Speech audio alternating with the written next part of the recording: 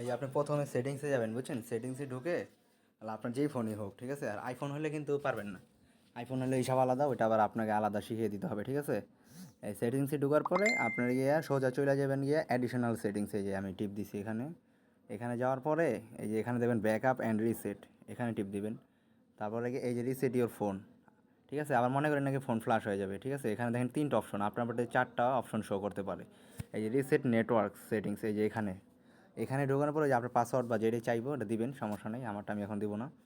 ওইটা কিন্তু আবার এটা কিন্তু ভুলেও দিয়ে নেন, নাহলে কিন্তু আপনার নেটওয়ার্ক রিসেট হয়ে যাবে। যদি আপনি পাসওয়ার্ডকে ওর থেকে নিয়ে চালায় থাকেন শেয়ার করে, তাহলে কিন্তু আপনার সব ওয়াইফাই সব ডিলিট হয়ে যাবে, ঠিক আছে? কিন্তু ফোন, সিম, নেটওয়ার্ক সব ঠিক থাকবে। আর ওই গিয়া মনে করেন যদি আপনি নিজস্ব ওয়াইফাই থাকে তাহলে আপনি এটা মারতে পারেন, কোনো সমস্যা নেই, তাহলে আপনার নেটওয়ার্কটা ফাস্ট হয়ে যাবে। আর নিচের এই যে রিসেট ওয়াল সেটিংস, হ্যাঁ, এটাই হলো মূলত কাজ। এই যে রিসেট ওয়াল সেটিংস, এই যে আপনার ফোনের যে পাসওয়ার্ড এটা দিয়ে দিবেন। এই যে আমারটা সম্পূর্ণ ঠিক আছে, এর জন্য আমি করলাম না। পাসওয়ার্ড দেওয়ার পরে এই নিচে একটা অপশন শো করবে, ওকেতে টিপ দিলেই আপনার ফোনটা একটু বন্ধ হয়ে চালু হবে, কিন্তু ফোনের কোনো কিছু কাটবো না। সম্পূর্ণ নতুনের মতন আর কি ফাস্ট চলবো, ঠিক আছে? আপনি ডরায়েন না, কোনো কিছু কাটবো না। আর এগুলো দেখে আমাকে জানান, ঠিক আছে?